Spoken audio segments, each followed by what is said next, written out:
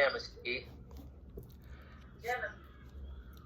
परमेश्वर के वचन को आज हम पढ़ेंगे यूहन्ना रचित सुसमाचार, उसका 15वां अध्याय 18 से 27 पद तक। लेकिन मैं आपके लिए पढ़ूंगा 18 से 20 पद तक, और बाकी के पद आप बाद में अपने पास पढ़ें। प्रभु यीशु मसीह का संदेश सुनिए। यदि संसार तुमसे बैर रखता है तो तुम जानते हो कि उसने तुमसे पहले मुझसे बैर रखा। यदि तुम संसार के होते तो संसार अपनों से प्रेम रखता, परंतु इस कारण कि तुम संसार के नहीं वरन मैंने तुम्हें संसार में से चुन लिया है, इसीलिए संसार तुमसे बैर रखता है। जो बात मैंने तुमसे कही थी, दास अपने स्वामी से बड़ा नहीं होता, उसको याद रखो। यदि उन्होंने मुझे सताया तो तुम्हें भी सताएंगे। यदि उन्होंने मेरी बात मानी तो तुम्हारी भी मानेंगे। ये परमेश्वर का वचन है, और प्रभु इसके पढ़े और सुने जाने पर हम सबको आशीष दे। आमीन। थोड़े से समय हम प्रभु यीशु मसीह के इस संदेश के ऊपर अपना ध्यान केंद्रित करेंगे। और यहाँ पर मुझे और आपको जो विशेष बात मिलती है कि संसार हमसे बैर रखेगा, क्योंकि सताव मसीही जीवन का भाग है। और यीशु मसीह ने एक महत्वपूर्ण, बहुत ही महत्वपूर्ण टाइमलेस प्रिंसिपल सेट किया है। और आप सब जानते हैं कि टाइमलेस प्रिंसिपल का मतलब क्या होता है। ये एक ऐसा सिद्धांत जो सभी युगों में, सभी परिस्थितियों में, सभी संस्कृतियों में, यानी यीशु मसीह जब संसार में थे तब से लेकर आज तक जितने भी युग चले हैं, चाहे वो किसी भी देश में हो, चाहे वो किसी भी संस्कृति में हो, ये सिद्धांत जो है वो सदा सत्य और सदा ही उपयोगी रहता है। और ये क्या सिद्धांत है कि अगर हम मसीही जीवन में सत्यता से बढ़ रहे हैं तो सताव मसीही जीवन का भाग है। और मुझे और आपको हर परिस्थिति में इसके लिए तैयार रहना है। शैतान हमारा शत्रु है, वो परमेश्वर से बैर रखता है, और साथ ही वो जो परमेश्वर से प्रेम रखते हैं उनसे भी वो बैर रखता है। और इसीलिए वो उन समाज के पावरफुल लोगों को, या मैं कहूं कि धर्म के अंधे भक्तों को भी सच्चे विश्वासियों को सताने के लिए इस्तेमाल करता है। जब भी ये शब्द का इस्तेमाल होता है,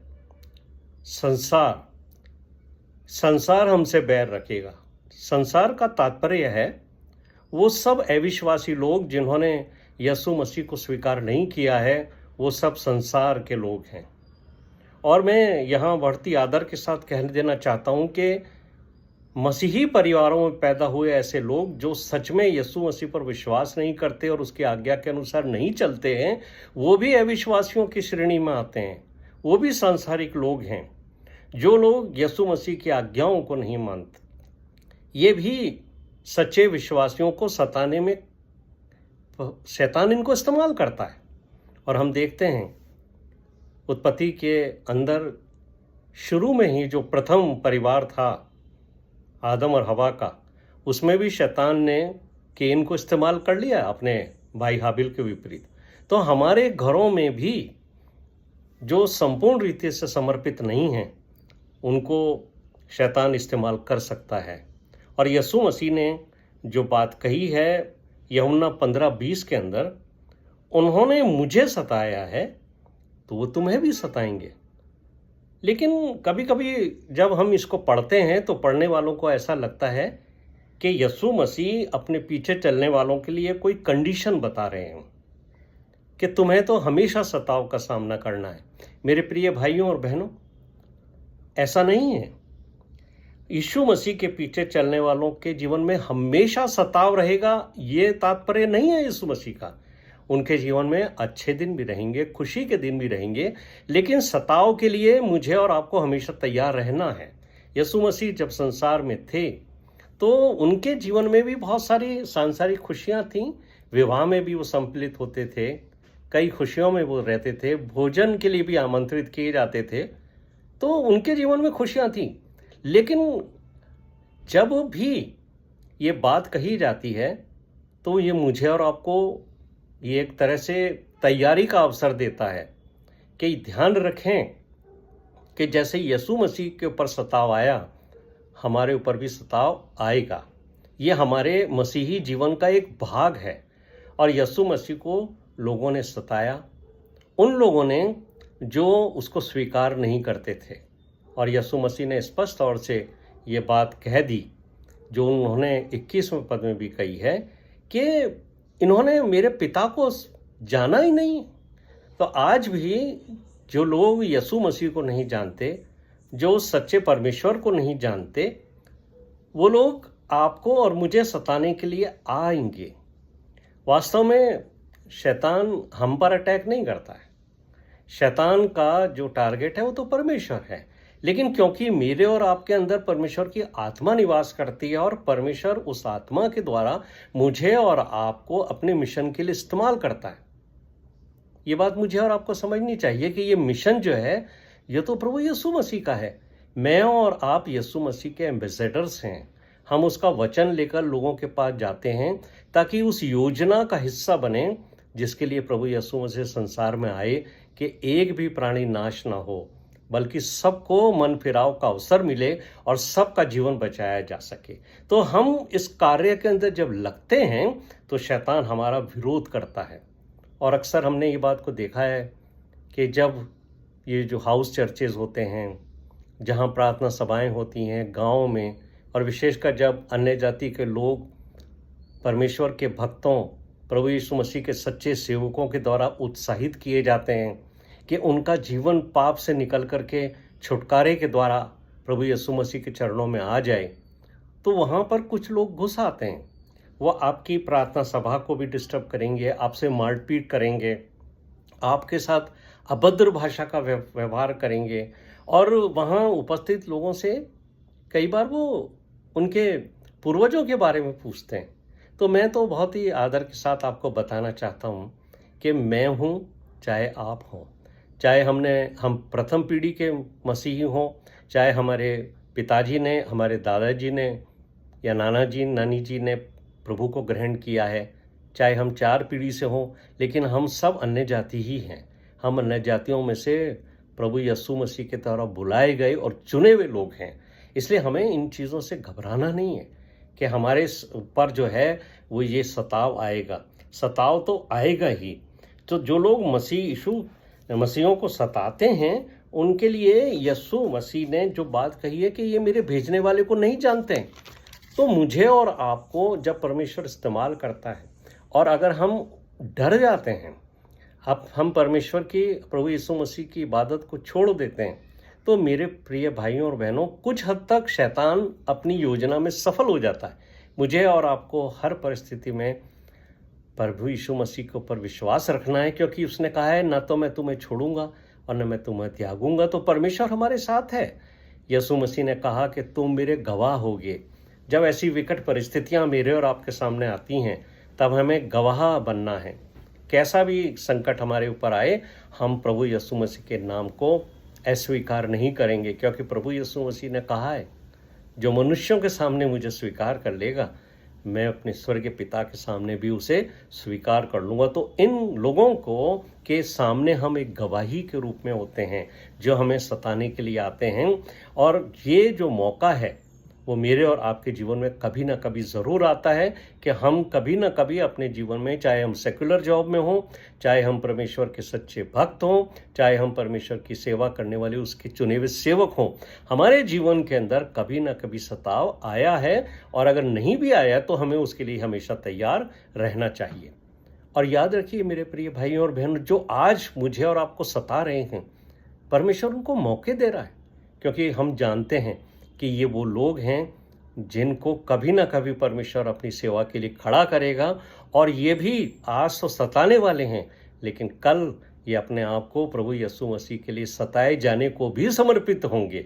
ये दिन मेरे और आपके जीवन में आएगा कि जो लोग प्रभु के लोगों को आज सता रहे हैं, एक दिन वो परमेश्वर के लिए अपने जीवन को अर्पित करेंगे। और हमारे सामने तो पौलुस इसका एक बड़ा उदाहरण है। पौलुस जो हैं वो यही सोचा करते थे जब वो प्रथम कलीसिया के लोगों को सताया करते थे कि मैं व्यवस्था को पूरी कर रहा हूँ। और यही आज भी हो रहा है कि बहुत सारे लोग ये सोचते हैं कि वो मसीहों को सताते हैं तो वो अपने धर्म का निर्वाह कर रहे हैं, क्योंकि वो अभी प्रभु को नहीं जानते हैं। और पौलुस जो हैं उनका जीवन मेरे और आपके सामने है कि कैसे वो अविश्वासियों के द्वारा, यहूदियों के द्वारा, फरीसियों के द्वारा, शास्त्रियों के द्वारा सताए गए। और उस सताए जाने को उन्होंने हमें नए नियम के द्वारा हमें सब बातें बताई हैं जब वो अपनी पत्रियों को लिखते थे। और ख़ासकर उन्हें जब दूसरा कुरिन्थियों अगर आप पढ़ें 11वां अध्याय 23 से 27 तक, तो वहाँ उन्होंने अपनी जो परिस्थितियाँ थी, जो स्ताव उनके ऊपर आया, उसके बारे में उन्होंने बड़ी अच्छी चर्चा की है। और वहाँ उन्होंने ये बात लिखा है कि मैंने कई बार कोड़े खाए, 39 कोड़े खाए यहूदियों से 5 बार मैंने। वो कहते हैं मैं कारावास में भी गया हूँ। उन्होंने मुझे और आपको ये बताया है कुरिन्थियों की कलीसिया की मार्फत कि वो मृत्यु का सामना किया। एक बार वो कहते हैं कि मुझे पथरवा किया गया, और पथरवा इतना किया गया कि लोगों ने सोचा ये व्यक्ति मर गया है और मरा समझ के मुझे छोड़ दिया। कई बार वो उनका जहाज जो है वो टूट गया 3 बार, कई 24 घंटे के लिए रात दिन वो समुद्र में पड़े रहे। तो ये सब बातें वो इसलिए लिखते हैं ताकि हम साहस के साथ अपने इस जीवन को प्रभु यीशु मसीह के लिए समर्पित रखें। ये सब बातें पौलुस ने इसलिए विवरण की और लिखी ताकि हम अपने विश्वास में मजबूत रहें। पौलुस हमारे लिए एक उदाहरण है। जब हम सच्चाई के लिए खड़े होते हैं तो कष्टों में भी परमेश्वर हमें सामर्थ्य देता है। यही बात पौलुस मुझे और आपको सिखाते हैं। और जब मसीह हमारे लिए तैयार है हमें सामर्थ्य देने के लिए, हमारे साथ रहने के लिए, तो हमें अपने शरीर और आत्मा दोनों को उसे समर्पित कर देना चाहिए। पौलुस के जीवन में एक बहुत अद्भुत और महत्वपूर्ण बात भी जो मैंने सीखी वो मैं आपको आज शेयर करना चाहता हूँ कि जब पौलुस प्रचार किया करते थे और उनको सताया जाता था तो अक्सर वो एक शहर से दूसरे शहर चले जाते थे। पौलुस जो हैं वो परेशान तो बहुत हुए, कारावास में भी गए, पिटाई भी हुई, सब कुछ हुआ। लेकिन एक चीज़ और है कि वो अक्सर उस शहर को छोड़ के दूसरे शहर चले जाते थे। जहाँ कहीं विरोध होता या सताव होता वो दूसरे शहर चले जाते, परमेश्वर का वचन वहाँ भी सुनाने लगते, वहाँ प्रचार करने लगते। जब परमेश्वर का वचन कहता है कि मैंने तुम्हें चुना है और जाओ लोगों को पाप भरे जीवन से बाहर निकालो, तो मुझे और आपको ये कभी नहीं भूलना चाहिए कि ये मिशन परमेश्वर का है और मुझे और आपको उसने भेजा है। तो वो कहीं भी हमारे से अपनी सेवकाई लेगा, वो हमें ऐसे ही नहीं छोड़ेगा, ऐसे ही नहीं बैठे रहने देगा। ज़रूरी नहीं है कि हम ये सोचें कि एक ही शहर के अंदर हम लग रहें और वहीं पूरी अपनी सेवकाई करें, क्योंकि हम प्रेरितों का काम 9वां अध्याय 23 और 25 पद पढ़ेंगे तो वहाँ पर पौलुस के बारे में लिखा है कि वो दमिश्क में यहूदी जब उसे मारने के लिए आ रहे थे तो उसके साथियों ने रात को उसे टोकरी से शहर के दीवार से उसको दूसरे तरफ उतार दिया और वो चला गया। इसका ये मतलब नहीं है कि पौलुस डर गया। मेरे प्रिय भाइयों और बहनों, यही मुझे और आपको समझना है। अगर आप प्रेरितों का काम 13वां अध्याय 50 और 51 पद पढ़ें तो जहाँ पर परमेश्वर का वचन सुनने के लिए जब लोग आते हैं, देखिए परमेश्वर के वचन में इतनी ताकत है कि वो लोगों को अपनी ओर आकर्षित करता है। और जब पवित्र आत्मा आपके अंदर होकर बात करेगा तो निश्चित तौर से भीड़ लगेगी, लोग आएंगे, लोग इस बात को महसूस करेंगे कि उनका जीवन जो है वैसा नहीं है जैसा होना चाहिए, वो अपने पापों को भी स्वीकार करेंगे। तो यहूदियों को देख करके यहूदी उन भीड़ को देख करके बहुत डाह से भर जाया करते थे। और यही बात जो है मुझे और आपको समझनी चाहिए कि जब वो पौलुस का विरोध करते थे, परमेश्वर के वचन का वो विरोध करते थे। आज भी यही हो रहा है। शैतान जो है वो भीड़ को उकसाता है और भीड़ आकर के महिलाओं को, बच्चों को परेशान करती है। और ये आजकल बहुत आम भाषा हो गया है, अभद्र भाषा का इस्तेमाल किया जाता है। तो मेरे प्रिय भाइयों और बहनों, मुझे और आपको उन लोगों का ज़्यादा विरोध नहीं करना है।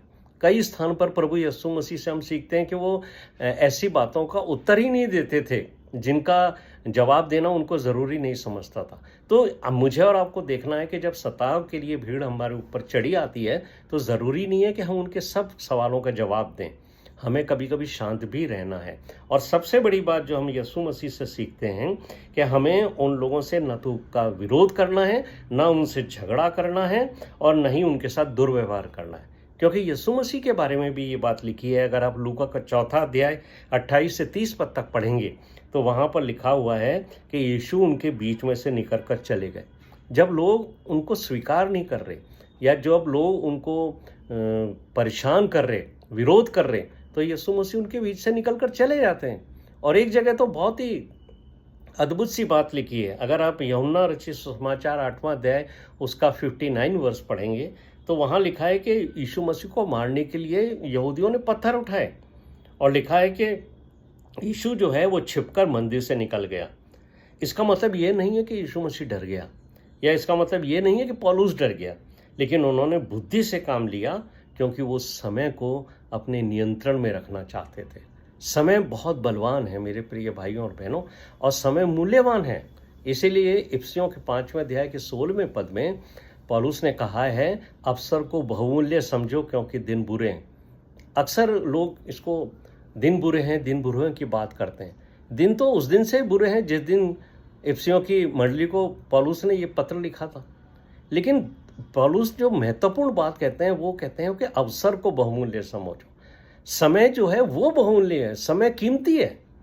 और इंग्लिश की अगर आप बाइबल पढ़ेंगे वहाँ लिखा है रिडीमिंग द टाइम, यानी जो समय है वो बहुमूल्यवान है।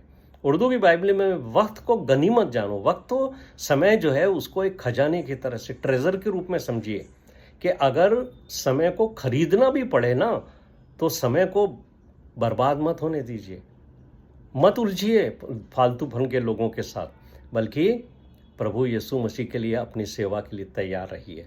क्योंकि हमारा जीवन बहुत थोड़े समय का है, और हम ज़्यादा से ज़्यादा समय का इस्तेमाल करें, कहीं ना कहीं प्रभु हमें लेके जाएगा। लेकिन याद रखिए कि प्रभु हर समय हमारे साथ है, चाहे हमारे साथ आनंद का समय हो, चाहे सताव का समय हो। उसने कहा है, ना तो मैं तुम्हें छोड़ूंगा, न मैं तुम्हें त्यागूंगा, क्योंकि तुम मेरे वो लोग हो जो मेरे वचन की सेवकाई के लिए निकल पड़े हो। प्रभु इस वचन के द्वारा मुझे और आपको आशीष दे, इसे समझने के लिए पवित्र आत्मा की अगुवाई दे। आप सबको जय मसीह की। जय मसीह।